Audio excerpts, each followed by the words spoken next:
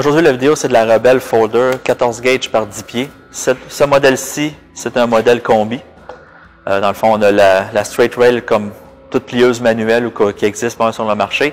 Et optionnellement, sur cette machine-là, on a le combi. Le combi, c'est quoi? C'est des outils qui sont de presque 4 pouces de haut, qu'on peut faire de la boîte ou d'autres applications qui peuvent monter, comme certainement des fois des coins extérieurs. Des fois, on peut avoir des pieds qui sont assez rapprochés. Donc, en utilisant un peu une façon différente d'un outil peut permettre de faire des points plus rapprochés. Ensuite, qu'est-ce qui vient standard? Dans le fond, quand on prend le combi, standard, ça vient toujours avec les outils, comme j'expliquais, qui viennent inclus. Avec n'importe quelle machine, qu'elle soit combi ou sans, aussi on a le folding beam en bas. C'est un outil interchangeable ici, qu'on a mis ici en bas, ce qui permet de faire différentes épaisseurs. Comme on sait que c'est une 14 gauge, on peut y aller plier du 14 gauge comme on pourrait plier du 28 gauge, il n'y a pas de problème, ou même du 30. Ce qu'il va faire, c'est qu'on va changer juste un peu la largeur ici de notre outil pour pouvoir plier entre ces différentes épaisseurs-là selon notre besoin. Et quand on fait ce changement-là, on a bien sûr ici l'ajustement qui est manuel, qui pourrait être automatisé aussi en option sur certains modèles si on veut.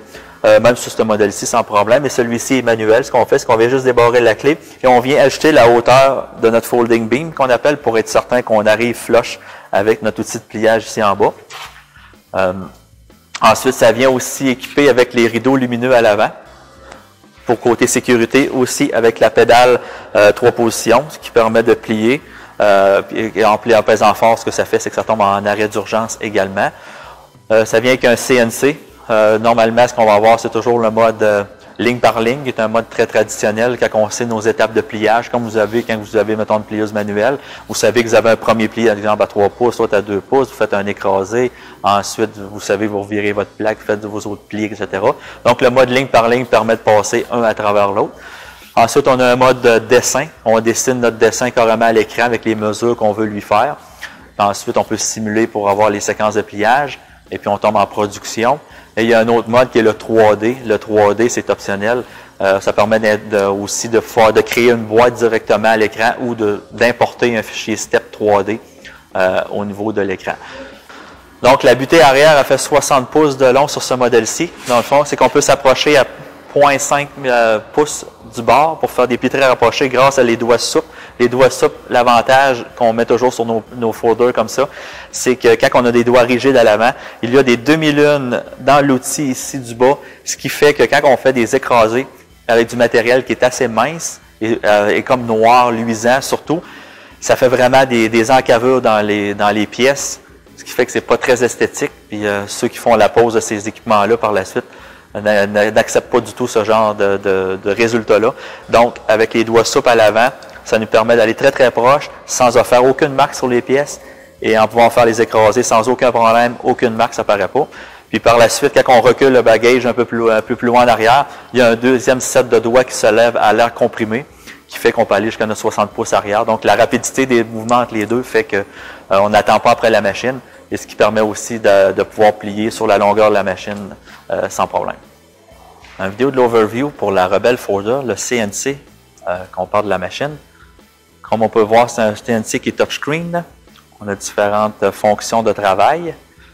Souvent, les fonctions les plus populaires vont être utilisées, c'est le mode ligne par ligne. Le mode ligne par ligne, ce qui permet de faire, c'est quand vous pliez sûrement des fois avec déjà qu'une plieuse manuelle. On connaît déjà les séquences de pliage, on sait ce qu'on a à faire. On sait qu'admettons qu'on a un pli à 3 pouces, après ça, on fait un pli à 2 pouces, on fait un écrasé, on fait un pli à 4 pouces, etc. Fait qu'à ce moment-là, quand on connaît les étapes de pliage, qui est comme quand même le mode le plus populaire, on appelle ça le mode ligne par ligne. Ensuite, il y a un mode de dessin. Le mode dessin, c'est comme un peu en 2D. Ce qu'il va faire, c'est que le mode dessin, c'est qu'on peut dessiner directement à l'écran la pièce qu'on veut comme accomplir. Et puis ensuite, il y a le mode 3D, qui est optionnel aussi. C'est que dans le fond, c'est qu'on peut faire vraiment une boîte, le dessiner, aussi de pouvoir importer des fichiers 3D. Aujourd'hui, le plus important, ce qu'on va regarder, c'est vraiment les modes usuels comme le ligne par ligne et un mode de programmation 2D à l'écran. Dans le fond, quand on clique sur le programme, on va montrer un peu la facilité. On clique un nouveau programme, on le nomme le nom qu'on veut faire. Ensuite de ça, on choisit la longueur de pliage, l'épaisseur, etc. Donc, quand ça répond à ce qu'on a besoin, on va en mode production. Donc là, on est vraiment dans le mode ligne par ligne, ce qui veut dire, comme j'expliquais tantôt, c'est vraiment étape par étape, ce qui est super simple. À ce moment-là, on vient choisir notre premier pli, c'est quoi qu'on fait avec ça. Est-ce qu'on fait un rayon, est-ce qu'on fait un pli 80, peu importe l'angle, 90 degrés, admettons, ou des écrasés, que ça peut être un écrasé ouvert, un écrasé fermé. Donc à ce moment-ci, c'est comme si on irait avec un pli normal à angle. Ensuite, on choisit, vu que cette machine-là est avec un combi beam, dans le fond, on peut choisir ce qui est go de foot, ça va être le combi, finalement, les outils de 4 pouces de haut, ou le sharp nose, qui va être vraiment l'outil comme un peu plus connu, qui est l'outil de pliage plus régulier. Ensuite de ça, quand on a choisi c'était lequel, on peut choisir la position de notre butée arrière. Dans le fond, la butée, comme si la combi comme cela, on a 60 pouces de butée. Et là, comme j'expliquais un peu tantôt dans le mode ligne par ligne, c'est quand on connaît nos mesures. Fait qu'on peut y aller, par exemple, qu'on a un premier pli à 15 pouces avec un angle de 90 degrés. Le deuxième, ce qu'on peut dire encore, c'est qu'on va utiliser le back gauge avec un angle, après ça, à 2 pouces, enter. Avec un angle de 130 degrés, admettons qu'on voudrait faire faire peut-être par la suite un pli écrasé. À ce moment-là, le prochain, c'est que je vais prendre un pli écrasé fermé. Je vais prendre encore le sharp nose. Parce que je mets encore ma position à 2 pouces. Donc à ce moment-là, ce que j'ai fait, c'est que je viens y indiquer la longueur dans le fond de mon écrasé. Puis par la suite, quand on fait l'écrasé, il va automatiquement le faire. Par la suite, dans mon programme, je peux facilement là, changer pour le go de foot ou bien dans le fond l'outil de pliage de combi ou prendre le straight. Donc c'est aussi simple que ça. Puis à ce moment-là, un coup qu'on est prêt, quand on est prêt à plier, ce qu'on fait, c'est qu'on vient partir notre machine, préparer pour ce qui est en fonction. Le bagage s'ajuste à 15 pouces, on est prêt à plier à ce moment-là. Tout simple que ça. Puis quand on va faire une modification, comme on voit tout est en grisé, on remet le rouge pour que on enlève la fonction de pliage pour qu'on puisse faire des modifications. Si on s'en va dans un deuxième mode, qui est le mode qu'on va expliquer en programmation pour pouvoir dessiner la pièce, on fait encore un programme ici. Ce qu'on va faire, on va créer encore un nouveau programme.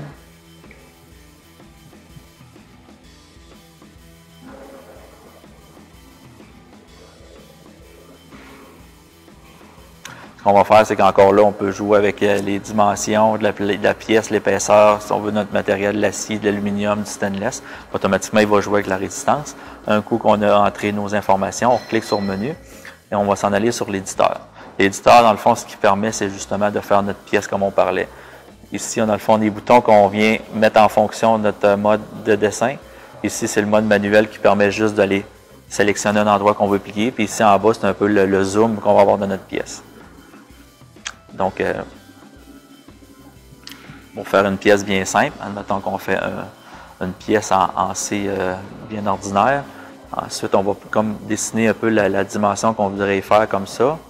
Ensuite, ce qu'on peut faire, c'est un pli comme ça.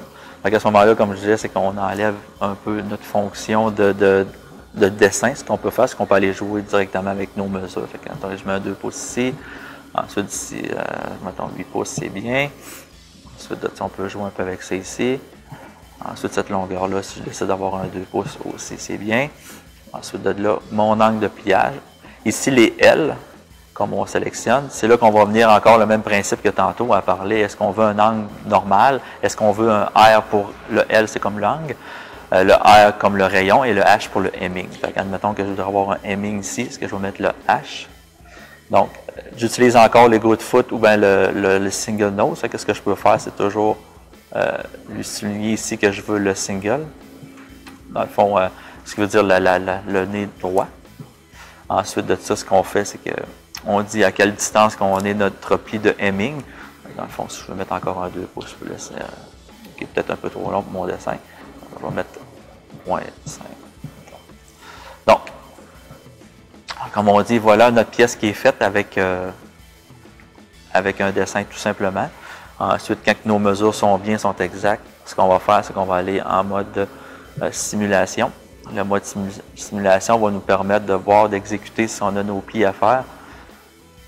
Il a trouvé une séquence de pliage valide. Donc, par la suite, on voit que notre pièce, comment on va la plier. Si on voudrait faire des modifications à ce moment-là, ce qu'on pourrait faire, c'est d'aller dans la flat sequence.